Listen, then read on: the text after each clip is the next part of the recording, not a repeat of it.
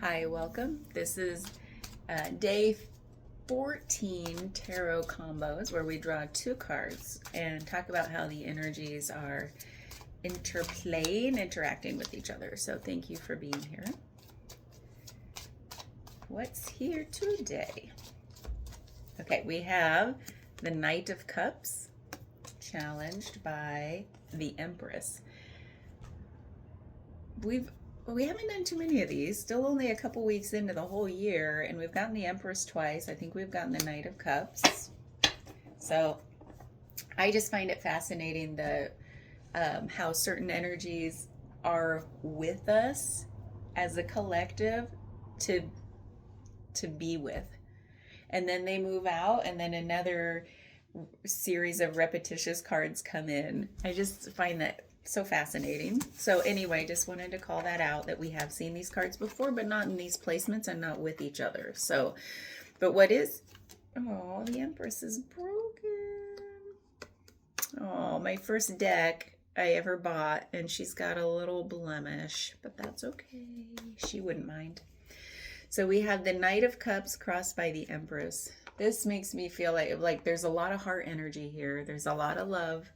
There's a lot of unconditional love right out of the gate.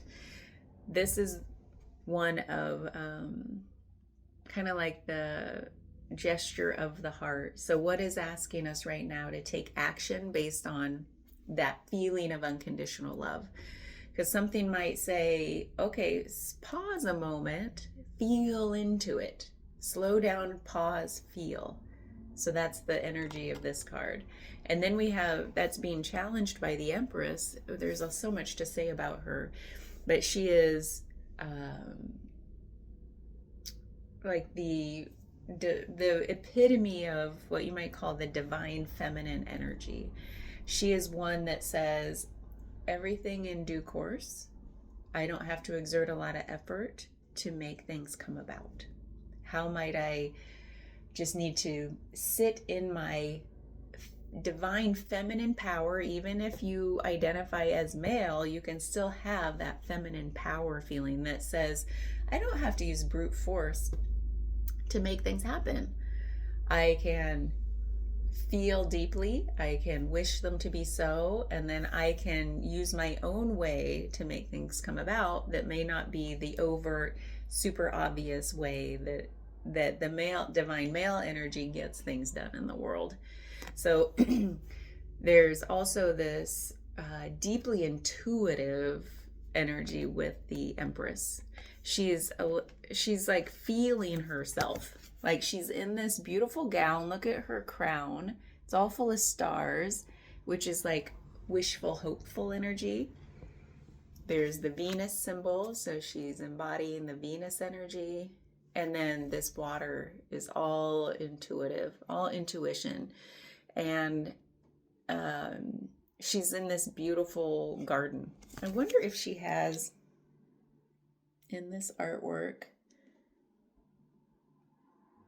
I think this is the other imagery here is the pomegranate, which is one of a symbol of fertility. So it's what is asking to be birthed into your experience. Is this a reading that says, oh, hold on. There's really, to me, what I find interesting that's making me pause is there's knights are action oriented, and then the Empress embodies so much subtle action, meaning on the surface she's not acting at all, she's sitting back, she's in receiving mode. So this is like outward energy, and this is receiving inward energy. So how, to me, that's lighting me up, because that's kind of, I feel like the heart of what this combo is saying is there's some action of the heart that's the primary energy, this outward action, and then it's being challenged by this deep desire to just receive. So that makes me think about that dynamic in relationships that I think is probably pretty common. I know I've felt it, where it's like I I might be the one feeling like I'm doing all the showing of love, caring for, um, being the romantic partner, and then but really I'm deeply desiring to be the recipient of all of those things. And or it might be in the reverse. I might be the one who's typically the recipient, the one that's like it's coming toward, and something's calling me to be the one to um, act, like that outward loving energy. So where do you fall within how these are playing within against each other? I think about it's not just about romantic or relationship love. This feels like a bigger, more universal kind of, or more abstracted energies between extroversion, introversion, outward action, and receiving. And there's always that tension, like how much balance is being called for in a situation of like, oh, I deeply desire, like whatever, because this is all heart energy. So it's like something I deeply desire to have happen. It's like, how much effort am I being asked to infuse into it versus like let things take their course and play out how they're going to play out, knowing that the universe makes things happen in a much better way than I could imagine. So even though the mind energy really isn't here, that deep desire energy is here. So what does this feel like for you? This, like, what's that, the dance? I feel like it's like a universal, like I said, it's a little abstracted because it could be applied to so many things, because I feel like it's constantly with us, this dance we play between, oh, too much, not enough, I need to act more, I need to allow more, right? I need to enforce my ideas, like really try versus just let go, let go, let go, let go. So that feels like just such a big, it's just like with us all the time in so many ways through life, in certain conditions of our life, at different phases of life. For me, I'm going to think, because I always like to give a personal example. So while I pause, take a moment for yourself and think about where does this, where do you feel it for your life? I'm going to think where I feel it right now for me. Okay. I know that's only 2 seconds for you, so you may not have thought of something yet, but whatever comes first is the most important thing. So the thing that came first for me is where I feel this a lot, especially I've thought about a lot about it in the last week, day, 2 days even, is this whole journey of self-actualization. We have this one and only precious life, or however Mary Oliver put it. I should know that by now. Her book is like literally right over there. What are you going to do with this one and only precious life? God, I'm probably butchering that. And so so I think about, well, all that seems to be wanting to happen for me is like this continual letting go, this continual looking into the dark corners that I haven't been aware of up to now, or I've been actively avoiding up to now. And it's like, some people call it the spiritual awakening path, some people call it the self-actualization path, some people call it just freaking being human. You can call it what you want, but I'm on the path where I just like can, or whatever you want to call it. It's not even a path. It's just showing up each day and being willing to look at the stuff and like the ick of it all, and trying to be the best version of myself, and maybe that's whatever. What am I doing with this one and precious only life? And so that's where this leads me, especially with the big energy of the Empress, which is just like this allowing things to unfold by um, not having a like expectation that it has to look a certain way. So that's uh, been challenging because our whole lives we're taught like, you know, you have to like make stuff happen. If you want something, you got to work hard for it. That's been my conditioning. And so it's like, wait a minute, this is all action based. Like the nights are all action and this is receiving. So I feel this daily push and pull with like showing up to do the looking, the inquiry. Um, like some of it feels uh, like a like a trying. Like I have like I want to let's see, how do I want to put this? Because this is the card of like a romantic gesture, meaning like a gesture from the heart. So what I often feel is like all that's left for me is love. And wherever I don't feel that, that's definitely a place to look. And so I want to show up and give love, and like to myself too, because a lot of this work is about showing myself love in places where I guess I needed it and didn't receive it. So that's one way I'm doing that kind of work. And sometimes it's very emotional. Well, it's usually very emotional for me.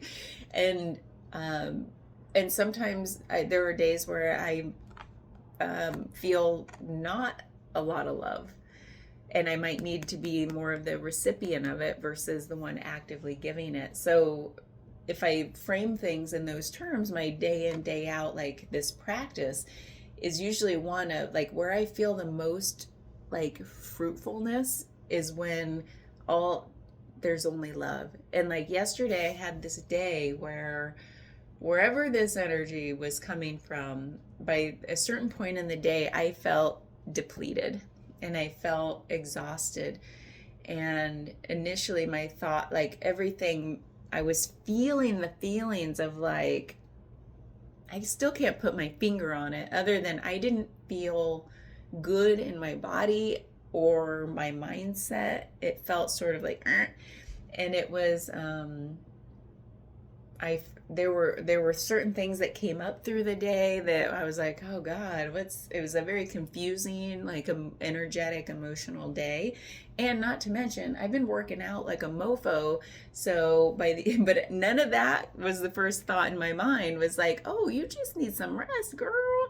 It was like, oh man, I was doing so good and now I'm not. What a bummer. And it really took me to a place of like emotionally just bummed. And not even like, then finally I went to this place of oh yeah, you are hungry, your body is really needing some rest.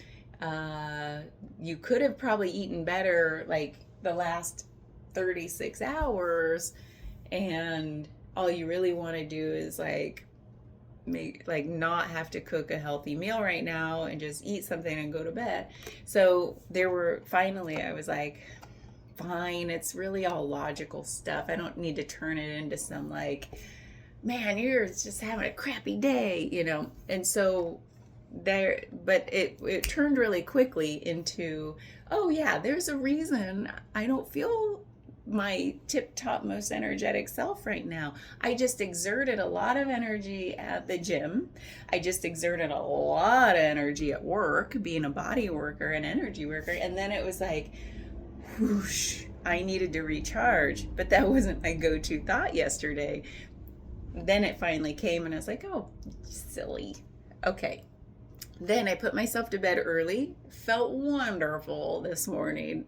Back to happy town. So it was just a reminder to me, like sorry for the long-winded answer, but I wanted to frame it like that because there's, my conditioning is one of like, oh, you don't feel super energetic, meaning you're not showing a lot of energy, exerting a lot of energy, then you're a bad person. So that goes back to old conditioning I'm trying to break, meaning you got to work hard to show your value. It all goes back to that for me. A lot of it does. And so if I'm not like, hey, look how great I'm doing, then it's like, oh, you suck. So, and that was like, when really, like, if I'm the one exerting all of this care, both for myself in my body, like going to the gym, showing up for myself each day, showing up for my clients, doing body work, really focusing on them, all my energy is going into them. And then it's like, but wait, I need some of this too. I need to just sit back and receive and regroup and rest and just enjoy. And so, yeah, I made myself a quesadilla because that's what I was like, this will make me just so happy right now. Because I finally got to that point of like, okay, I should make a salad. And then I was like, you know what? The word grace came to me yesterday. Give yourself some grace. You're doing a lot of like stuff that's good for you and others. Make yourself a dang quesadilla. And I was like, okay. Now, was it the healthiest choice? No. But man, I enjoyed it. And I made it so good. Oh, it was awesome. And then I got like 12 hours of sleep. Wait, more like 10. So yeah. So there was grace showing up, that balance between outward exertion and then just deeply desiring to receive. And if we're deeply desiring to receive, that's a sign. Like, don't do the should game. Oh, I shouldn't do that, or I should do that, or that's selfish, or whatever. Just give yourself the gift of a quesadilla, whatever it is, if you need some rest. So that's the journey I'm on, is like, don't make something out of nothing. It's like, there are logical reasons for, oh, X, Y, Z, like, here's why I don't feel the best. And like that, the other thing I'm thinking about is like, it's not so immediate. Like, I'm trying to look backwards now in 2-week cycles of like last week, what was I doing that led to how I feel this week? Because I feel like I have a instant gratification problem of like, and that leads to like, oh, well, recency bias. So what did I do recently that makes me feel like I feel right now? Actually, I equated it to, I've been going to the gym. So like yesterday's only energy, it could have been a week's long progression of like, okay, I didn't eat good and I exerted too much, whatever. It's like I'm trying to get that more longevity in understanding my balance between outward and inward, when it's time to exert all that energy out and when it's time to like really take care of myself and receive. So where does that show up for you, outward versus inward in your life? And do you struggle with that balance? Do you struggle with understanding your phases and cycles? And I'm this old and I'm just now like, yeah, you know how you know something deep? Like, I've always struggled with that between extremes. And it's like finally really putting words to it so that I can be more aware of it and really own it and take more responsibility for it. And it's hard. So yeah, let me know where it shows up for you. Bye.